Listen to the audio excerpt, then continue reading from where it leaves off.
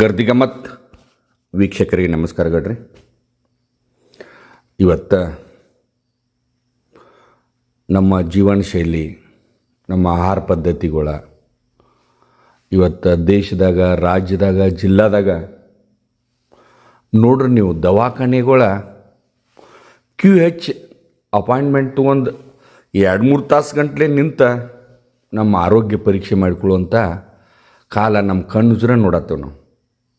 ಯಾವಲ್ಲಿ ಬೇಕಾದಲ್ಲಿ ನೋಡ್ರಿ, ಯಾವ ಬೇಕಾದ ಇವತ್ತು MBBS ಇರಲಿ, BHMS ಇರಲಿ, BAMS ಇರಲಿ, ಯಾವ ಒಂದು ದವಾಖಾನೆಗಳು ಖಾಲಿ ಅನ್ನೋದೇ ಕಾಣೋದಿಲ್ಲ. ಜನ ಕ್ಯೂ ಹೆಚ್ಚಿರ್ತೈತಿ. ಮತ್ತು ಯಾವ ಬೇಕಾದ ಲ್ಯಾಬ್ಗಳಿಗೆ ಹೋಗ್ರಿ ನೀವು, ಆ ಲ್ಯಾಬನ್ನು ಫುಲ್ ಇರ್ತಾವೆ.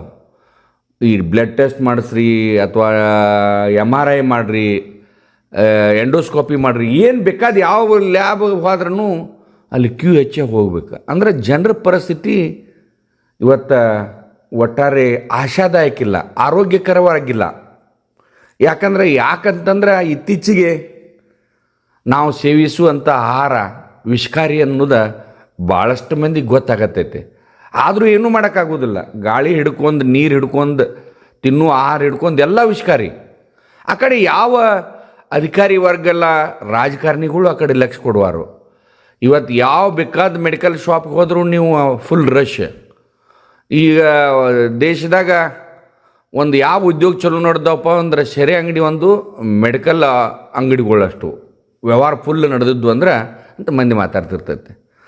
ಈ ಒಂದು ಭಾಳ ದಿವಸದಿಂದ ನಾನು ಮಹಾರಾಷ್ಟ್ರದ ತುಕಾರಾಮ್ ಮುಂಡೆ ಅಂತ IAS ಅಧಿಕಾರಿ, ಆಹಾರ ಸುರಕ್ಷತಾ ಅಧಿಕಾರಿ IAS, ಸುಮಾರು ಮುಂಬೈದೊಳಗೆ, ಮಹಾರಾಷ್ಟ್ರದೊಳಗೆ ಒಂದು 200-300 ಕಡೆ ದೊಡ್ಡ ದೊಡ್ಡ ಹೋಟೆಲ್ಗಳ ಸಂಬಂಧಪಟ್ಟಂಥ ಯಾವ್ಯಾವ ಫುಡ್ ಯೂನಿಟ್ಸ್ಗಳಿಗೆ ಎಲ್ಲ ಅವರ ದೊಡ್ಡ ದೊಡ್ಡ ಮಂದಿಗನ ಹೋಗಿ ಆಹಾರ ಸುರಕ್ಷತಾ ಕ್ರಮ ಸರಿ ಇಲ್ಲ ಅಂತೇಳಿ ಕೇಸ್ಗಳು ಹಾಕತ್ತಾರೆ. ಅವರ ಸುಮಾರು ಒಂದು 20 ವರ್ಷದ ಅವ್ರ ಸರ್ವಿಸ್ನಾಗ ಒಂದು 25 ಸಲ ಟ್ರಾನ್ಸ್ಫರ್ ಆಗೈತೆ ಅವ್ರದ್ದು. ಭಾಳ ನಿಷ್ಠೂರ ಅಧಿಕಾರಿ ತುಕಾರಾಮ್ ಮುಂಡೆ. ಈಗ ಭಾಳ ದಿವಸದಿಂದ ಅವರು ಪಾಪ್ಯುಲರ್. ಈಗ ಮಹಾರಾಷ್ಟ್ರದಾಗ ಎಂತೆಂಥ ದೊಡ್ಡ ದೊಡ್ಡ ಕಂಪ್ನಿಯವ್ರ ತಂಡ ಹೊಡೆದಾರೆ. ಯಾವ ಕಂಪ್ನಿಗೂ ಅದರತ್ತಿಲ್ಲ. ಅವರು ಎಲ್ಲ ತಪ್ಪು ಮಾಡಿದ್ರ ಮ್ಯಾಗ ಕೇಸ್ಗಳು ಹಾಕತ್ತಾರೆ. ಅಂದರೆ ಆಹಾರ ಜಾಗೃತಿ, ಆಹಾರ ಸುರಕ್ಷತೆ ಬಗ್ಗೆ ಜಾಗೃತಿ ಮಾಡತ್ತಾರೆ. ನಾನಿ ಅನ್ನೋರ್ನ ಯಾರನ್ನೂ ಬಿಟ್ಟಿಲ್ಲ ಅವರು. ಅದೇ ಒಂದು ಆಧಾರದ ಮ್ಯಾಗ ಏನೋ ಒಂದು 2-3 ದಿವಸದಿಂದ ಬೆಂಗಳೂರಿನ ಅಧಿಕಾರಿಗಳು, ಆಹಾರ ಸುರಕ್ಷತಾ ಅಧಿಕಾರಿಗಳು ಒಂದು 20-30 ತಂಡ ಮಾಡ್ಕೊಂಡು ದೊಡ್ಡ ದೊಡ್ಡ ಸ್ಟಾರ್ ಹೋಟೆಲ್ಗಳಿಗೆ ಒಂದು ಆಹಾರ ಸುರಕ್ಷತೆ ಬಗ್ಗೆ ಹೋದಾಗ ನಮ್ಗೆ ಏನಪ್ಪ ಸ್ಟಾರ್ ಹೋಟೆಲ್ಗಳು ಒಳಗೆ ಒಂದು ಕಪ್ ಚಾ ತೊಗೊಂಡ್ರೆ 1,500-2,000 ರೂಪಾಯಿ, ಒಂದು ಊಟ ಮಾಡ್ರಂದ್ರೆ 40,000-50,000 ರೂಪಾಯಿ ಒಂದು ಊಟಕ್ಕೆ ಕಿಮ್ಮತ್ತು. ಅಂಥ ಹೋಟೆಲ್ಗಳ್ದಾಗ ಆ ಕಳಪೆ ಮಾಂಸ, ಅಂದ್ರೆ ಬಾದಾದದ ಮಾಂಸ, ಕೊಳತ ಮಾಂಸ ಕ್ವಿಂಟಲ್ ಗಂಟ್ಲೆ, ಆಮ್ಯಾಗ ಉಳ್ಳಾಗಡ್ಡಿಗಳು ಕೊಳ್ತಿದ್ದು, ಬಟಾಟಿ ಕೊಳ್ತಿದ್ದು, ಅಲ್ಲಿ ಕೆಮಿಕಲ್ಸ್ ಟೆಸ್ಟಿಂಗ್ ಪೌಡ್ರುಗಳ ಎಲ್ಲ ವಿಷಕಾರಿ. ಇಂಥ ಬೆಂಗಳೂರಿನ ಒಂದು ಸ್ಟಾರ್ ಹೋಟೆಲ್ದಾಗ ರೇಡ್ ಮಾಡತ್ತಾರು. ದೊಡ್ಡ ದೊಡ್ಡ ಸ್ಟಾರ್ ಹೋಟೆಲ್ಗಳು ಅವ ಸಂತೋಷ ಪಡೋಣ. ಆಹಾರ ಸುರಕ್ಷಾ ಅಧಿಕಾರಿಗಳ ಈ ಕೆಲಸಕ್ಕೆ ಮಾಡೋಣ. ಯಾಕಂದ್ರೆ ಆಹಾರ ಸುರಕ್ಷತೆ ಬಗ್ಗೆ ನಾನು ಒಂದು 2-3-4 ಎಪಿಸೋಡ್ ಮಾಡೀನಿ. ನಾನು ತಮಗೆ ನೆನಪಿರ್ಬೋದು, ಒಂದು ಸ್ವೀಟ್ ಮಾಡೀನಿ, ಒಂದು ಆಯಿಲ್ದು ಮಾಡೀನಿ, ಆಮೇಲೆ ಒಂದು 3-4 ಮಾಡಿದ್ರೆ ಅವಾಗ ಕಂಕನವಾಡಿ ಅಂತೇಳಿ ಬೆಳಗಾವಿ ಜಿಲ್ಲಾ ಆಹಾರ ಸುರಕ್ಷತಾ ಅಧಿಕಾರಿ ಇದ್ದ, ಕಂಕನವಾಡಿ ಅಂತ ನನಗೆ ನೆನಪೈತಿ. ಆ ಕಂಕನವಾಡಿ ಅವರಿಗೆ ನಾನು ಅವಾಗ ಭೇಟಿಯಾದಾಗ ಈ ಬೆಳಗಾವಿ ತಾಲೂಕಿನ ಅಲ್ಲಿ ಆ ಸಿಬ್ಬಂದಿ ಇಲ್ಲರಿ ಅಂತ ಹೇಳ್ತಿದ್ದವ. ಅವ್ನಿಗೆ ಬೆನ್ನತ್ತೀನಿ, ನಾ ಎಷ್ಟು ಮಾಡಿದೀಪ್ಪ ನಡಿ, ನಾನು ಕರ್ಕೊಂಡು ಹೋಗಿ ರೇಟ್ ಮಾಡ್ಸೀನಿ. ಒಂದು 3-4 ಸ್ವತಃ ಕರ್ಕೊಂಡು ಹೋಗಿ ರೇಟ್ ಮಾಡ್ಸೀನಿ. ಅವ ಎಲ್ಲ ನೆಗೆಟಿವ್ ಬಂದು, ಅಂದ್ರೆ ಒಳ್ಳೇದೈತಂತ ಬಂತ. ಈ ಒಂದು ಆಹಾರ ಸುರಕ್ಷತಾ ಅಧಿಕಾರಿಗಳು ನಮ್ಮ ಜಿಲ್ಲಾದಾಗ ಇವತ್ತು ಅಸಿಸ್ಟೆಂಟ್ ಕಮಿಷನರ್ ಶ್ರವಣ್ ನಾಯ್ಕರ ಇವತ್ತು ಆಹಾರ ಸುರಕ್ಷತಾ ಅಧಿಕಾರಿ ಅದಾರ. ಅವರು ನಮ್ಮ ಬೆಳಗಾವಿ ಜಿಲ್ಲಾದಾಗ ಎಷ್ಟು ಈ ಆಹಾರ ಸುರಕ್ಷತೆ ಬಗ್ಗೆ ಏನೇನು ಮಾಡತ್ತಾರೋ. ಯಾಕಂದ್ರೆ ನಮ್ಗೆ ತಿಳಿದು ಬಂದ ಮಟ್ಟಿಗೆ ಒಂದು 2-3 ಮಂದಿ ಅಷ್ಟೇ ಡಿಪಾರ್ಟ್ಮೆಂಟ್ದವ್ರ ಅಧಿಕಾರಿಗಳು ಅದಾರ ತಾಲೂಕಕ್ಕೆ. 15 ತಾಲೂಕು ನಮ್ಮ. ಇವತ್ತು ಎಷ್ಟು ಈ ನಮ್ಗೆ ಈ ಆಹಾರ ಸುರಕ್ಷತಾ ಅಧಿಕಾರಿಗಳು ನೋಡುವಮ್ಮಿ ಕೇಳಿ ನಾನು ಅವಾಗ ಎಲ್ಲ ಅವರ ಕಾನೂನು ಪ್ರಕಾರ ಒಂದು ತಿಂಗಳದಾಗ ಒಂದು 25 ಕೇಸ್ ಹಾಕ್ಬೇಕು, ಒಂದು 15 ಸರ್ವೆ ಸ್ಯಾಂಪಲ್ಲ, ಒಂದು 10 ಲೀಗಲ್ ಸ್ಯಾಂಪಲ್ ತೆಗಿಬೇಕು, ಒಂದು ಲೀಗಲ್ ಸ್ಯಾಂಪಲ್ದಾಗ 1 ಪಾಸಿಟಿವ್ ಬರಬೇಕು. ಆದರೆ ಈ ಅಧಿಕಾರಿಗಳು ಮೊದಲು ಫಿಕ್ಸ್ ಮಾಡ್ಕೊಂಡು ಬಿಟ್ಟಿರ್ತಾರೆ. ಇವರು ಯಾವ ಕೇಸ್ಗಳಾಗೋದಿಲ್ಲ, ಯಾರಿಗೆ ಪನಿಷ್ಮೆಂಟ್ ಇಲ್ಲ, ಇವತ್ತು ಬೆಳಗಾವಿ ಜಿಲ್ಲಾದಾಗ ನೀವು ಎಲ್ಲಿ ನೋಡ್ತಾರೆ ನೋಡ್ರಿ, ಎಲ್ಲ ದವಾಖಾನೆಗಳಿಗೆ ಮೆಡಿಕಲ್ ಶಾಪ್ಗೆ ಕ್ಯೂ ಹಚ್ಚತೈತಿ. ಈ ಆಹಾರ ಸುರಕ್ಷತಾ ಅಧಿಕಾರಿಗಳ ನಮ್ಮ ಜಿಲ್ಲಾದಾಗ ಏನು ಮಾಡತ್ತಾರು, ರಾಜ್ಯದಾಗ ಏನು ಮಾಡತ್ತಾರು?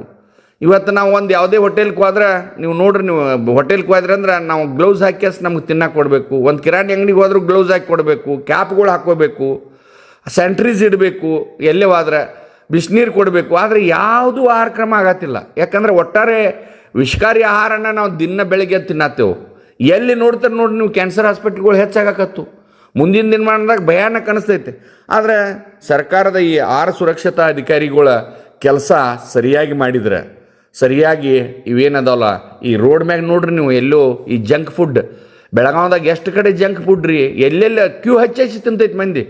ಜಂಕ್ ಫುಡ್ ತಿನ್ನಬಾರ್ದು ಅಂತೇಳಿ ಸಾಕಷ್ಟು ಅಧಿಕಾರಿಗಳು, ಡಾಕ್ಟ್ರುಗಳು, ಸರ್ಕಾರದ ಪ್ರತಿನಿಧಿಗಳು ಹೇಳ್ರನ್ನು ಕೇಳೋದಿಲ್ಲ. ಕ್ಯೂ ಹಚ್ಚಿ ತಿಂತಾರೆ, ಕರೆದದ್ದನ್ನು ಎಣ್ಣೆಯಾಗ ಕರೀತಾರೆ. ಹಿಂಗೆ ಇದ್ದಾಗ ನಮ್ಮ ಬೆಳಗಾವಿ ಜಿಲ್ಲೆಯ ಆಹಾರ ಸುರಕ್ಷತಾ ಅಧಿಕಾರಿಗಳ ಈ ಬೆಂಗಳೂರಾಗ ಏನು ಹೋಟೆಲ್ಗಳು ಮಾಡಿಲ್ಲ, ಬೆಳಗಾವ್ದಾಗ ಭಾಳ ದೊಡ್ಡ ದೊಡ್ಡ ಹೋಟೆಲ್ಗಳ್ದಾಗ ಅದಾವೆ, ಭಾಳ ಸಣ್ಣ ಹೋಟೆಲ್ದಾಗೂ ಅದಾವೆ, ಇಲ್ಲ ಅನ್ನಂಗಿಲ್ಲ. ಆದ್ರೆ ಆಹಾರ ಸುರಕ್ಷತಾ ಅಧಿಕಾರಿಗಳು ಈ ಕಡೆ ಲಕ್ಷ್ಯ ಕೊಡ್ಬೇಕು. ಬರೀ ನೀವು ನಾಮಕೆ ವಾಸ್ತ ಮಾಡಿ ಇವತ್ತು ಜನರನ್ನ ಸಾವಿನ ದೌಡಿಗೆ ನುಕ್ಕುದ ಮಾಡಕ್ಕೆ ಹೋಗ್ಬೇಡ್ರಿ. ಶ್ರವಣ್ ಕುಮಾರ್ ನಾಯಕರ ಬೆಳಗಾವ್ದಾಗ ಭಾಳಷ್ಟು ಇವು ಕಂಡು ಬರತ್ತಾವೆ. ಈ ಫುಟ್ಪಾತ್ ಮ್ಯಾಗ ಇಟ್ಟ ಒಂದು ಹೋಟೆಲ್ಗಳು ಮಾಡೋದಾತು, ಸ್ವಚ್ಛತೆ ಅನ್ನೋದು ಇರೋದಿಲ್ಲ, ಅಲ್ಲೇ ಗುಂಗಾಡ ನೊಣ ಅದ್ರ ಮ್ಯಾಗ ಕುಂಡ್ತಿರ್ತಾವು. ಒಟ್ಟಾರೆ ಈ ಬೆಳಗಾವಿ ಒಳಗಾತು, ಕರ್ನಾಟಕದೊಳಗೆ ಈ ಎಲ್ಲ ಜಿಲ್ಲೆ ಒಳಗೆ ಆಹಾರ ಸುರಕ್ಷತಾ ಅಧಿಕಾರಿಗಳ ಸರಿಯಾಗಿ ನೀವು ಕಾರ್ಯನಿರ್ವಹಣೆ ಮಾಡ್ರೆ ಒಂದು 4 ಹೊತ್ತು ಹೆಚ್ಚು ದಿನ ಮಂದಿ ಬದುಕ್ತೈತೆ. ಇಲ್ಲಂತಂದ್ರೆ ಒಟ್ಟಾರೆ ಈ ದವಾಖಾನೆಗಳಿಗೆ ಔಷಧಕ್ಕೆ ರೊಕ್ಕ ಕೊಡಬೇಕಾಗ್ತೈತಿ. ಒಂದು 4-5 ಎಪಿಸೋಡ್ನ ಮಾಡಿದ್ದೇನೆ ನೋಡ್ರಿ ನೀವು. ಆಹಾರ ಸುರಕ್ಷತೆ ಬಗ್ಗೆ 4-5 ಎಪಿಸೋಡ್ ಮಾಡಿದ್ದೇನೆ. ಗಾಂಧ ಎಣ್ಣೆದಾತು, ಆಮೇಲೆ ಅದು ಈ ಸ್ವೀಟ್ ಮಾರ್ಟ್ಗಳ್ದಾತು, ಹೋಟೆಲ್ದಾಗತ್ತು, ನಾನು ಸ್ವಂತ ನಿಂತು ಮಾಡಿಸಿದ್ದೇನೆ ಆಹಾರ ಸುರಕ್ಷೆ. ಆದರೆ ಅಧಿಕಾರಿಗಳ ಅದನ್ನು ಪಾಸಿಟಿವ್ ಬರಬೇಕಲ್ಲ, ಅಲ್ಲಿ ನೆಗೆಟಿವ್ ಅಂತ ಅವರ ಸ್ಯಾಂಪಲ್ ತೆಗಿತಾರೋ. ಆದರೆ ಏನು ಅನ್ನೋದು ಗೊತ್ತಾಗೋದಿಲ್ಲ. ಆದರೆ ಈ ಒಬ್ಬ ವ್ಯಕ್ತಿ ಎಷ್ಟು ಹೋರಾಟ ಮಾಡೋಕ್ಕೆ ಸಾಧ್ಯ ಐತಿ, ಅದಕ್ಕೆ ಜನಾನ ಜಾಗೃತ ಆಗಬೇಕು. ಯಾವ ಹೋಟೆಲ್ದಾಗ ಏನು ನಡೆದೈತಿ, ಅಲ್ಲಿ ಒಳಗೆ ಅಲ್ಲಿ ಅವ್ರ ಕಿಚನ್ದಾಗ ಎಂಥದ ವಸ್ತುಗಳದಾವು, ಎಂಥದ್ದು ಏನು ಕ್ರಿಮಿ ಅಂದ್ರೆ ಈ ತಿನ್ನುವಂಥ ಆಹಾರ ಸುರಕ್ಷತೆ ಐತೋ ಇಲ್ಲೋ ಅನ್ನೋದು ನಮ್ಮದು ಕಾಳಜಿ ಇರ್ತೈತೆ. ಹೋಟೆಲ್ದಾಗ ಅಷ್ಟೇ ಅಲ್ಲ, ಯಾಕಂದ್ರೆ ನಾವು ಬದುಕಬೇಕಾಗಿರ್ತೈತೆ. ಹೋಟೆಲ್ದವ್ರು ತಾವು ಬದುಕಕ್ಕೆ ಬೇಕಾದ್ ಮಾಡ್ತಿರ್ತಾರೆ, ಕಿರಾಣಿ ಅಂಗಡಿಯವ್ರು ಮಾಡ್ತಿರ್ತಾರೆ. ಆಹಾರ ಸುರಕ್ಷತೆ ಈಗ ನೋಡ್ರಿ ನೀವು ಯಾವುದೇ ಒಂದು ಇದ್ರಾಗ ಹೋದ್ರೆ ಎಕ್ಸ್ಪೈರಿ ಡೇಟ್ ಇವುಗಳು ಸಿಗ್ತಾವೆ, packing manufacturing date, expiry date. ಅದಕ್ಕೆ ನಾವು ಕಾಳಜಿ ತೊಗೋಬೇಕು. ಈ ಇಲಾಖೆ ಜೀವ ಉಳಿಸೋ ಸಲುವಾಗಿ ಒಟ್ಟಾರೆ ಈ ಇಲಾಖೆಯ ಅಧಿಕಾರಿಗಳು ಈಗ ಈ ಅಂದ್ರೆ ಈ ಅಲ್ಲಿ ಸಿಬ್ಬಂದಿ ಇಲ್ಲಾರ್ಕ ತಾಲೂಕಾ ಹೆಲ್ತ್ ಆಫೀಸರ್ಗಳನ್ನ ಆಯಾ ತಾಲೂಕಿಗೆ ಅವ್ರನ್ನ ಆಹಾರ ಸುರಕ್ಷತೆ ಅಧಿಕಾರಿ ಮಾಡ್ಯಾರ. ಈಗ ಮಾಡಿದಾಗ ಎಷ್ಟು ಜನ ತಾಲೂಕಾ ಹೆಲ್ತ್ ಆಫೀಸರ್ಗಳು ಎಷ್ಟೆಷ್ಟು ಸ್ಯಾಂಪಲ್ ತೆಗೆದರಿ, ಏನು ಮಾಡಿದರಿ, ಅದನ್ನು ಶ್ರವಣ್ ನಾಯಕರ ನೀವು ಎಷ್ಟು ಕಡೆ ಹೋಗಿದ್ದೀರಿ, ಎಷ್ಟು ರೇಡ್ ಮಾಡಿದರಿ, ಎಷ್ಟು ಜನರಿಗೆ ಕೇಸ್ ಹಾಕಿದರಿ, ಎಷ್ಟು ಪಾಸಿಟಿವ್ ಕೇಸ್ಗಳು ಬಂದಾವ ಅನ್ನೋದು ಸಾರ್ವಜನಿಕರ ಮುಂದೆ ಇಡಬೇಕಾಗ್ತೈತಿ. ಎಚ್ಚರದಿಂದ ಕೆಲಸ ಮಾಡಿರಿ. ಮನುಷ್ಯನ ಜೀವಕ್ಕೆ ಭಾಳ ಬೆಲೆ ಐತಿ.